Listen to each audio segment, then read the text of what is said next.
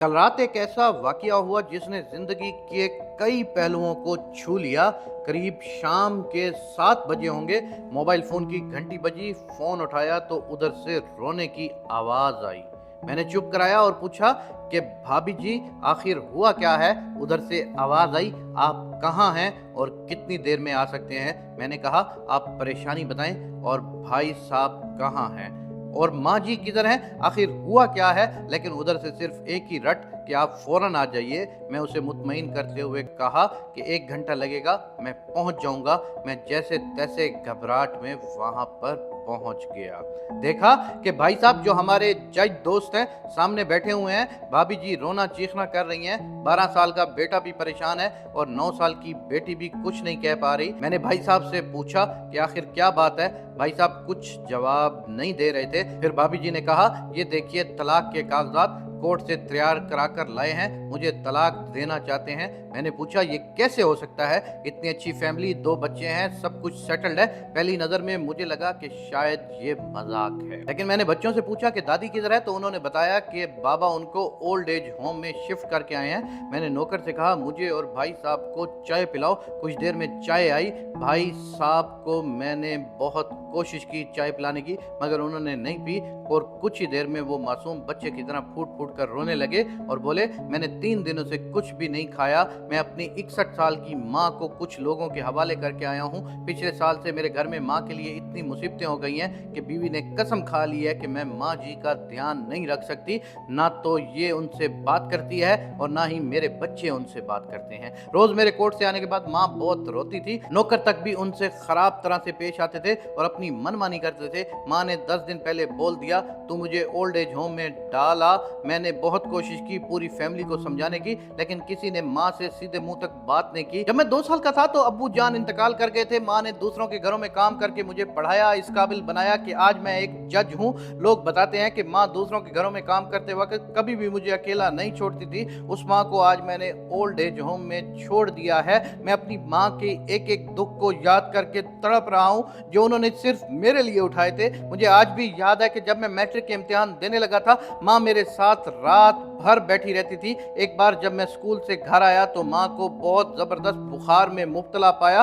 पूरा जिस्म गर्म और तप रहा था। मैंने माँ से कहा, तुझे तेज बुखार है। तब माँ हंसते हुए बोली, अभी खाना बनाकर आई हूँ इसलिए गर्म हूँ। लोगों से उधार मांगकर मुझे यूनिवर्सिटी से LLB तक पढ़ाया। मुझे ट्यूशन तक नहीं पढ़ाने देती थी, कहीं मेरा वक्त बर्बाद ना हो जाए। कहते कहते और ज्यादा जोर से रोने लगे और कहने लगे, जब ऐसी माँ के हम नहीं हो सकते तो अपने बीवी बच्चों के क्या होंगे। हम जिनके जिस्म के टुकड़े हैं, आज हम उनको ऐसे लोगों के हवाले करके आए हैं तो उनकी आदत, उनकी बीमारी, उनके बारे में जो कुछ भी नहीं जानते। जब मैं ऐसी माँ के लिए कुछ नहीं कर सकता तो मैं किसी और के लिए भला क्या कर सकता हूँ। आज़ादी अगर इतनी प्यारी है और माँ इतनी ही बोझ है तो मैं पूरी आज़ादी देना चाहता हूँ। जब मैं बगैर बाप के पल गया तो ये बच्चे भी पल जाएंगे, इसीलिए मैं तलाक देना चाहता हूँ। सारी प्रॉपर्टी मैं इन लोगों के हवाले करके इस ओल्ड एज होम में रहूंगा। वहां कम से कम माँ के साथ तो रह सकता हूँ ना। और अगर इतना सब कुछ करने के बावजूद माँ ओल्ड एज होम में रहने के लिए मजबूर है तो एक दिन मुझे भी आखिर जाना ही पड़ेगा।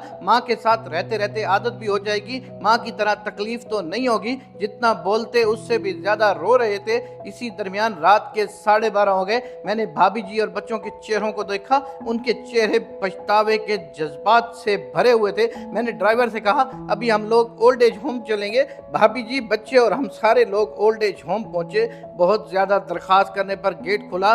भाई साहब ने गेट कीपर के पैर पकड़ लिए, बोले, मेरी माँ है, मैं उसे लेने आया हूँ। चौकीदार ने पूछा, क्या करते हो साहब। भाई साहब ने कहा कि मैं एक जज हूँ। उस चौकीदार ने कहा, जहाँ सारे सबूत सामने हैं तब तो आप अपनी माँ के साथ इंसाफ नहीं कर पाए, औरों के साथ क्या इंसाफ करते होंगे साहब। इतना कहकर हम लोगों को वहीं रोककर वो अंदर चला गया। अंदर से एक औरत आई जो वार्डन थी। उसने बड़े जहरीले लफ्जों में कहा, 2 बजे रात को आप लोग ले जाके कहीं उसे मार दें तो मैं अल्लाह को क्या जवाब दूंगी। मैंने वार्डन से कहा, बहन आप यकीन कीजिए ये लोग बहुत पछतावे में जी रहे हैं। आखिर में किसी तरह उनके कमरे में ले गई। कमरे का जो नज़ारा था उसे लफ्ज़ों में बयान करना मुश्किल है। सिर्फ एक फ़ोटो जिसमें पूरी फैमिली है, वो भी माँ के बगल में, जैसे बच्चे को सुला रखा हो। मुझे देखा तो उसे लगा कि बात कहीं खुल ना जाए, लेकिन जब मैंने कहा हम लोग आपको लेने आए हैं तो पूरी फैमिली एक दूसरे से लिपट कर रोने लगी। आसपास के कमरों में और भी बुजुर्ग थे, सब लोग जाग कर बाहर तक ही आ गए। उनकी भी आंखें नम हो गई। कुछ वक्त के बाद चलने की तैयारी हुई। पूरे ओल्ड होम के लोग बाहर तक आए। किसी तरह हम लोग ओल्ड होम के लोगों को छोड़ पाए। सब लोग इस उम्मीद से देख रहे थे शायद उन्हें भी कोई लेने आए। रास्ते भर बच्चे और भाभी जी तो चुपचाप रहे, मगर माँ और भाई साहब पुरानी बातें याद करके रो रहे थे। घर आते ही करीबन 3:45 हो गए थे।